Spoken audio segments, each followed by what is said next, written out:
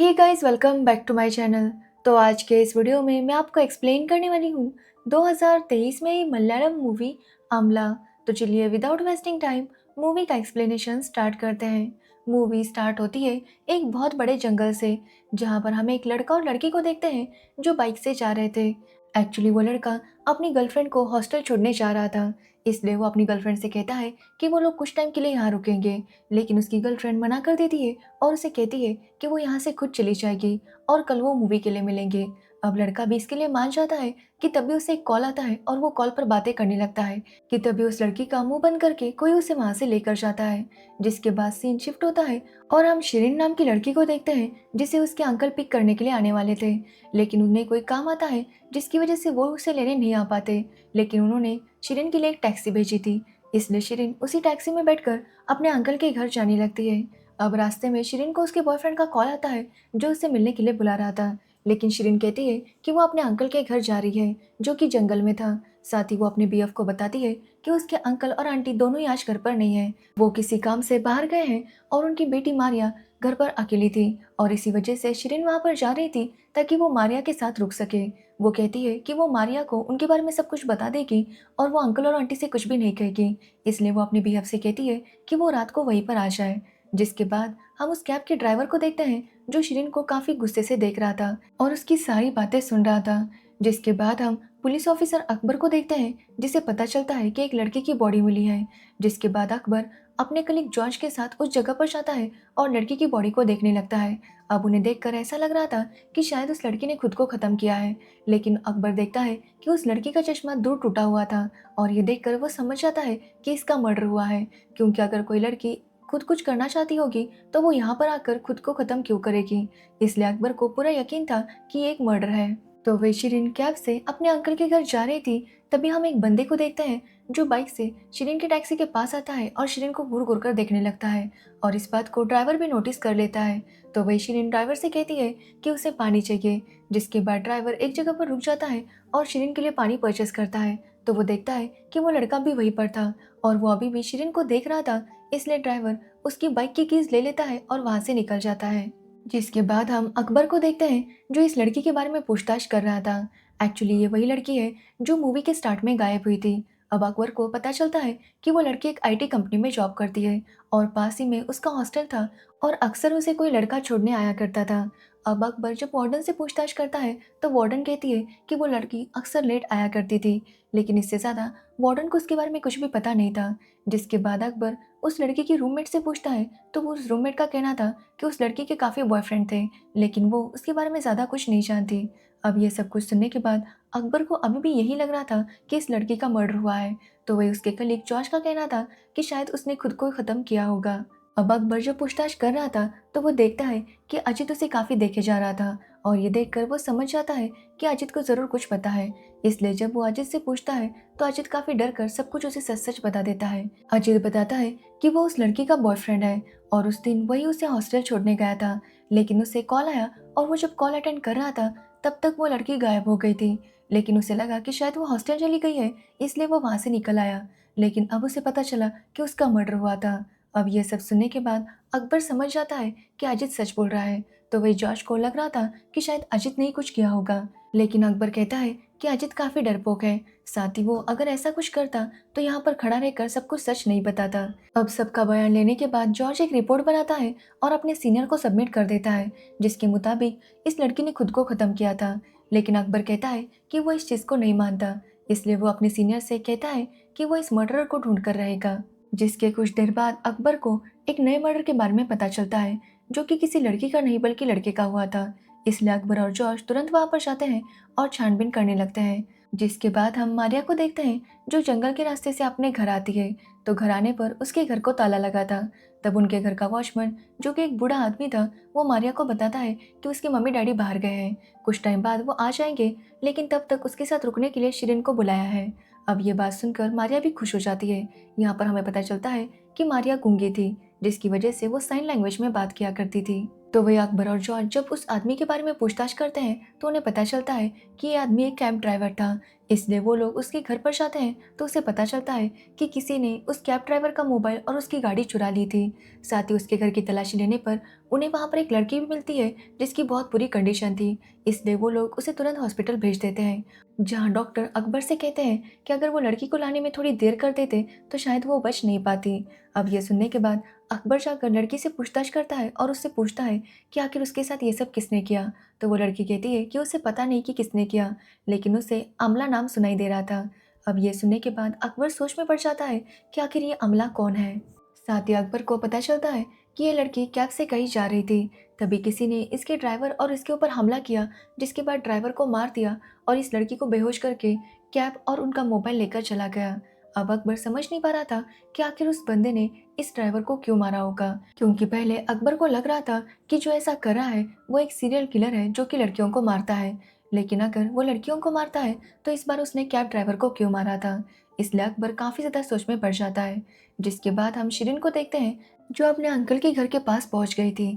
तो उसका cab driver उसे कहने लगता है कि ये काफ़ी खतरनाक जगह है, खास करके रात को ये बहुत ज़्यादा खतरनाक हो जाती है क्योंकि यहाँ पर जंगली जानवर घूमते रहते हैं। ड्राइवर कहता है कि वो कल रात ही यहाँ पर आया था, तब उसके सामने जंगली भैंसा आ गया था, जिसकी वजह से वो अपनी गाड़ी रोककर वहीं पर खड़ा रहा क्योंकि उसे बाहर आने से भी डर लग रहा था।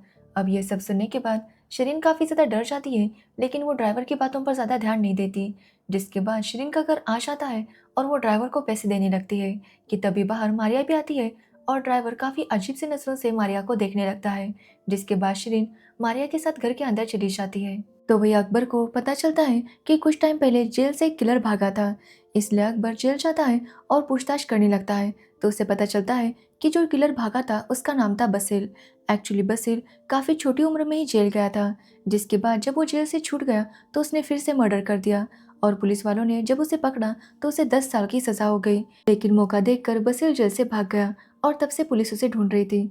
अब अकबर पूछता है कि क्या कोई बसिल का रिलेटिव है, जिस पर वो लोग बताते हैं कि वैसे उसका कोई भी रिलेटिव नहीं है। वो जब जेल में था तो उसे एक सिस्टर मिलने आया करती थी। अब ये बात सुनने पर अकबर उस सिस्टर से मिलने जाता है।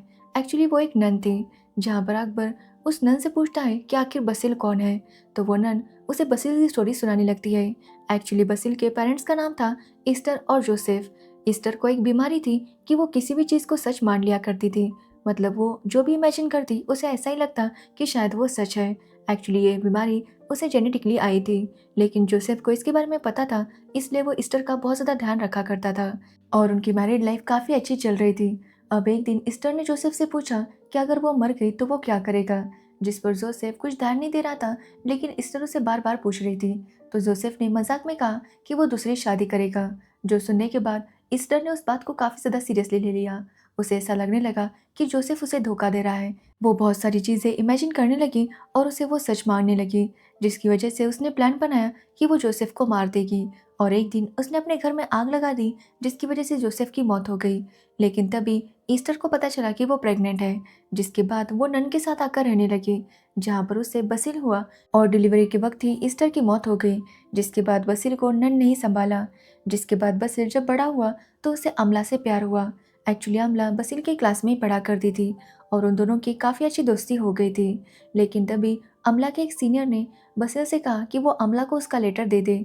जिसके बाद बसिल ने उसे हाँ कहा, लेकिन उस लेटर को उसने अमला को नहीं दिया। जिसके बाद अगले दिन वो सीनियर फिर से उसे पूछने लगता है कि क्या उसने अमला को लेटर दिया। तो बसिल कहता है कि उसने अमला को लेटर दे दिया है और अमला ने उसे फैक्ट्री के पीछे मिलने के लिए बुलाया है।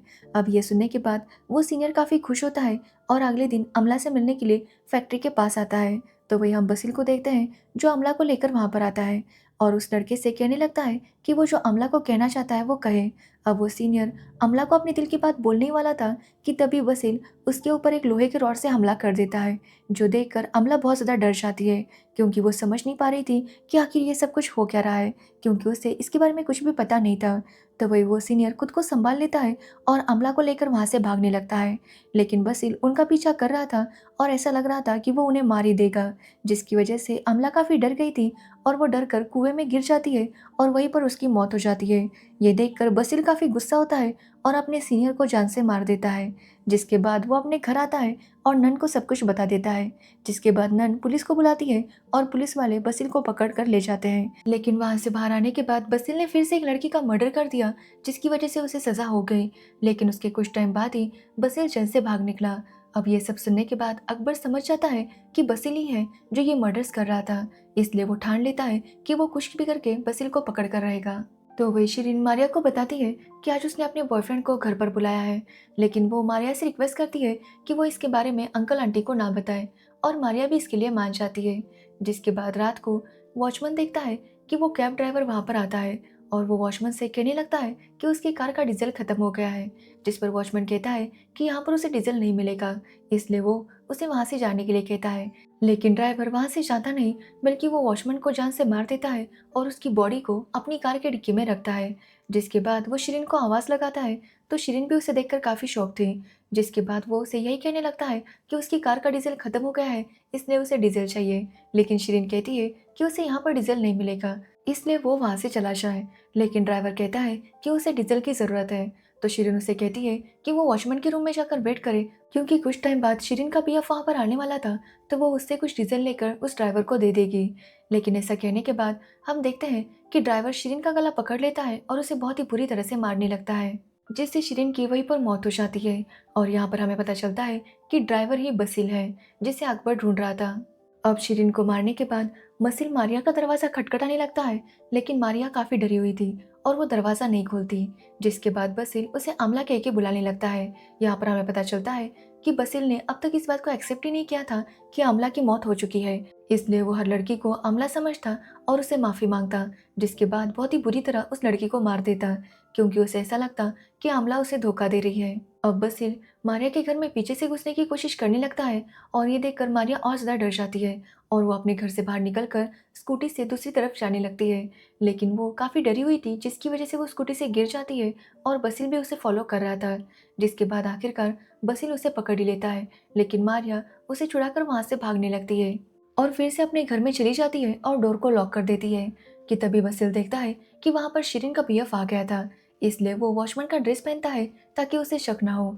जब शिरीन का पीएफ वहाँ पर आता है तो बसिल उसे झूठ बोलता है कि घर पर कोई भी नहीं है, इसलिए वो वहाँ से चला जाए। लेकिन शिरीन के बीएफ को थोड़ा सा डाउट हो रहा था, क्योंकि शिरीन का कॉल नहीं लग रहा था और उसने देखा कि घर के बाहर स्कूटी गिरी हुई थी। साथ ही वो देखता है कि मारिया भी अंदर से छुपकर देख रही थी और ये देखकर वो समझ जाता है कि ज़रूर कुछ गड़बड़ है, इसलिए उसे बसिल पर डाउट होने लगता है। कि तभी बसिल उसे भी जान से मार देता है और ये देखकर मारिया और ज़्यादा डर जाती है। जिसके बाद बसिल एक कुल्हाड़ी लेता है और मारिया के घर का दरवाज़ा तोड़ने लगता है। जिसके बाद वो अंदर जाता है और मारिया पर हमला करने की कोशिश करता है, लेकिन मारिया कई बार उसे चकमा देती है।